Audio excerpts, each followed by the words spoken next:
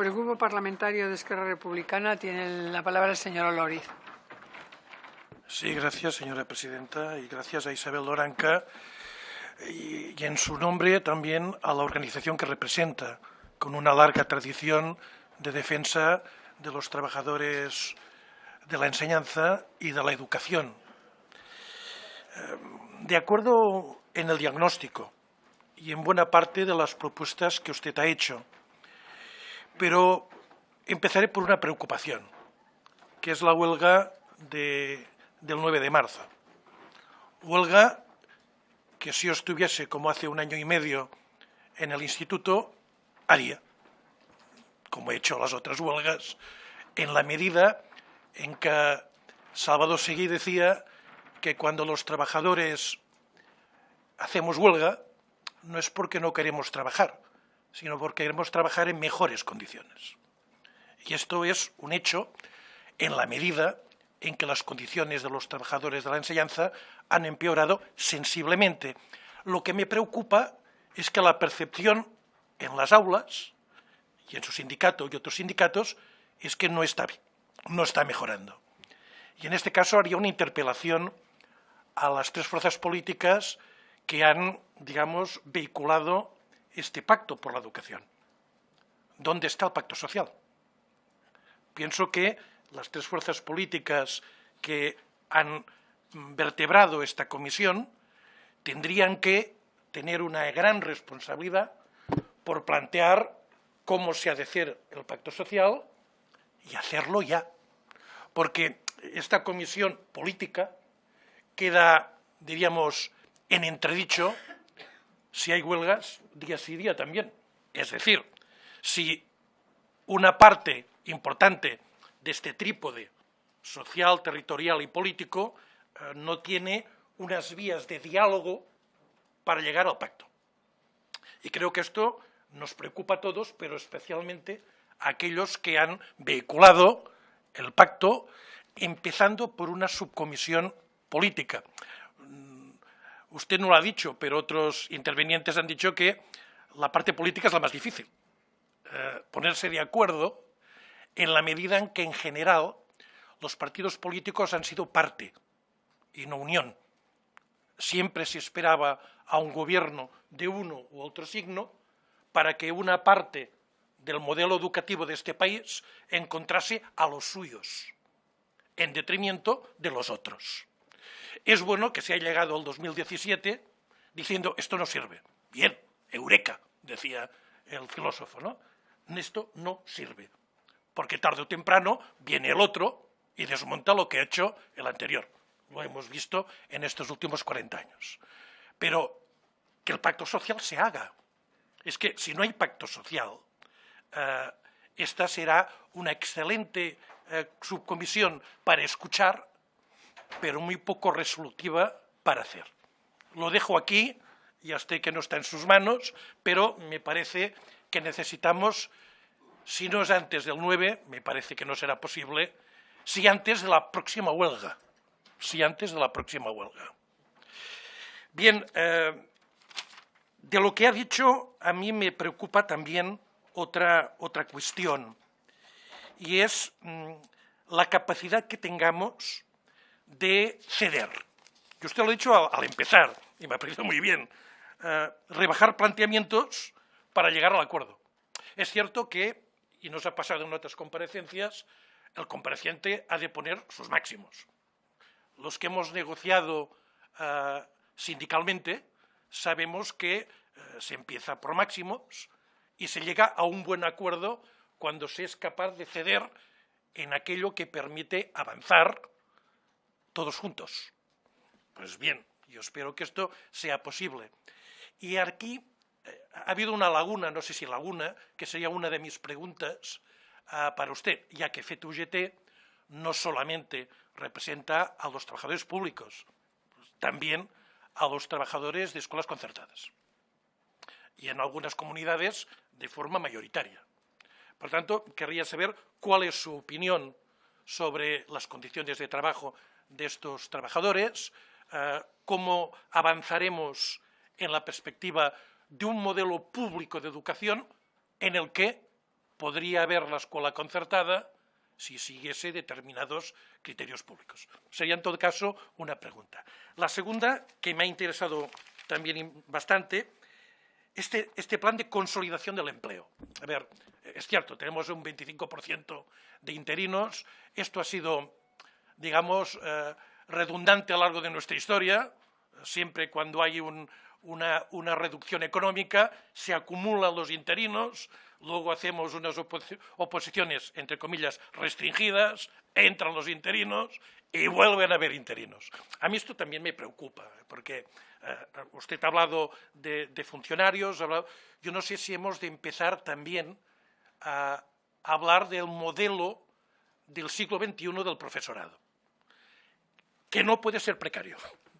Que quede claro, que no puede ser precario, pero hasta qué punto la función pública heredada del 19 es el modelo del 21. Hablemos un poco por aquí. Y, por tanto, un plan de consolidación sí, pero ¿con qué condiciones, con qué medios? Que no sea tampoco, no me gusta la palabra coladero, porque todos estos profesores están dando clases y, por tanto, lo hacen bien o se les evalúa muy mal, pero en principio no hay... están dando clases, por lo tanto, a priori serían buenos, a priori. Una segunda cuestión, la autonomía de centros. Yo soy partidario de la autonomía de centros. He sido sindicalista y he sido director de instituto. Las dos cosas, ¿no?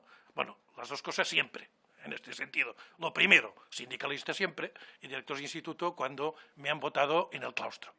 Pero entiendo que la autonomía de centros es muy importante. Es decir, es importante que cada centro tenga su proyecto. Me preocupa el modelo competitivo, pero no el que estimula a los claustros a realizar de una manera creativa aquellos principios generales. Por tanto, me gustaría saber su opinión sobre la autonomía de centros. Y una última cuestión, que ha sido la primera. Si cedemos, los que somos partidarios de la escuela pública, tendremos que ceder en algunas cosas. ¿Qué considera que sería, digamos, el imposible de ceder? Yo lo ha dicho usted en buena parte, pero pienso que también estaría bien aquellos elementos que usted considera que serían líneas rojas. Y con esto acabo. Gracias. Gracias, señor Oloriz. Republicana tiene la palabra el señor Oloriz, por 5 minutos. Gracias por advertirme. A ver, se les pide a todos los comparecientes que es un imposible que en 30 minutos nos resuman diagnóstico y propuestas. De todas maneras, en general están saliendo bien, ¿no? Pero entiendo las enormes dificultades. En el diagnóstico coincidimos y coincide con otras organizaciones sindicales que han expuesto sus posiciones. Y a partir de aquí ya entraría en dos conceptos que quiero también que usted pueda ampliar. El primero es que sin participación social, sin una mesa social que sea simultánea a los trabajos de esta comisión, muy difícilmente avanzaremos.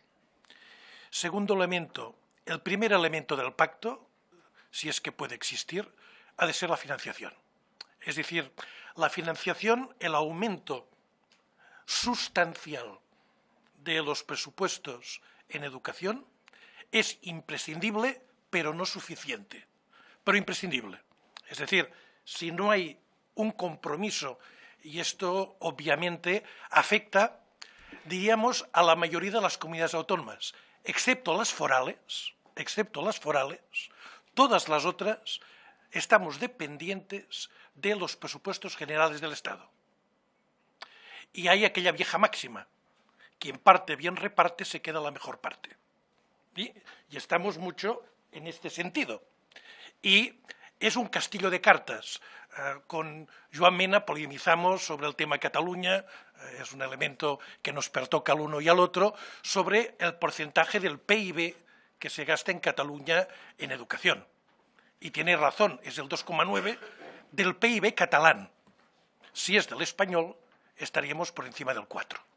Pero las leyes se han de cumplir. Y es cierto, si nos pusimos el listón del 6, se ha de cumplir. Ahora bien, con las transferencias del Estado lo que no puede ser, no puede ser, y además es imposible. Es así. Y esto es la espada de Damocles que tendremos que despejar algún día, porque habrá financiación, y esto afecta a Hacienda, y si no hay este cambio, no habrá pacto. Sigamos con el tema. ¿Puede haber pacto si hay más dinero? Sin duda. Como mínimo, usted ha dicho el que teníamos en el 2005-2006, como mínimo.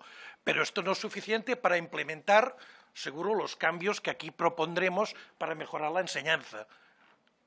Ha dado digamos, un diagrama de aumentos. Esto sería imprescindible. Y ha de haber memoria económica. Este es el otro elemento que pienso que nos podremos poner de acuerdo o no habrá pacto. Ya decía en la primera sesión que soy muy escéptico, pero con ganas de colaborar, y nadie me puede decir que no, porque me estoy empapando de todas las presencias, las comparecencias que aquí están. Esto tiene un elemento positivo. Te das cuenta de la heterogeneidad del mundo educativo. Y aquí entramos en un hecho. Si hay pacto, tendrá que haber cesiones. Si el pacto es educativo, no puede ser solamente de la escuela pública. Ahora bien, la escuela pública ha de salir beneficiada del pacto, sin duda. Pero hay otros modelos educativos. Aquí mi pregunta, aparte de la disolución de los otros modelos educativos realmente existentes, cosa que no es muy de pacto, por así decirlo, ¿qué plantea usted en la transición o en el camino a tener la mejor escuela posible en el Estado español? Y un último elemento, usted trata algunas de las obsesiones que hay en este país. La obsesión de que en España hay una sola lengua, que es el español, y las demás son lenguas, digamos, patuás, que dicen los franceses. Son lenguas de segunda, que está bien que el que la conozca la practique, pero que está muy mal que quien vive en esta zona se le obligue a saberla, no a expresarla, a saberla. Y este es un elemento que puede llevar a usar mal los procesos educativos, porque la educación no es una ley de lenguas, esto es otra cosa. La educación es poder encontrar los medios para enseñar, para educar y para llegar a la escuela que queremos. Y este es otro pacto que tendríamos que llegar si queremos hacer el camino juntos. Mi escepticismo también es claro por la realidad de la última ley que quería castellanizar o españolizar, por así decirlo, a los niños catalanes. Hecho que demuestra un poco conocimiento de la realidad catalana que vivimos cada día. Señor Oloriz, Ya está. ha terminado su tiempo. He de confesar un cierto cansancio y que puede que mi intervención no esté a la altura del interés que has tenido su intervención. Y me sabría mal que lo tuviese en cuenta, ¿eh? Por tanto, valga este elemento. Hay un elemento transversal en lo que se te ha dicho que estoy de acuerdo, que es que un pacto significa escuchar opciones muy diferentes con la voluntad de llegar a una cierta síntesis en el que nadie pierda. Y este es un elemento que tenemos que tener presente. No es habitual los pactos, digamos, no en la educación, en muchos otros ámbitos. Por tanto, tampoco nos hemos de fustigar porque en este país ha habido una cultura del ganador. No nos engañemos. Y el ganador se lo quedaba todo. Se lo quedaba todo. Y uno confiaba en que ganasen los suyos para tenerlo todo.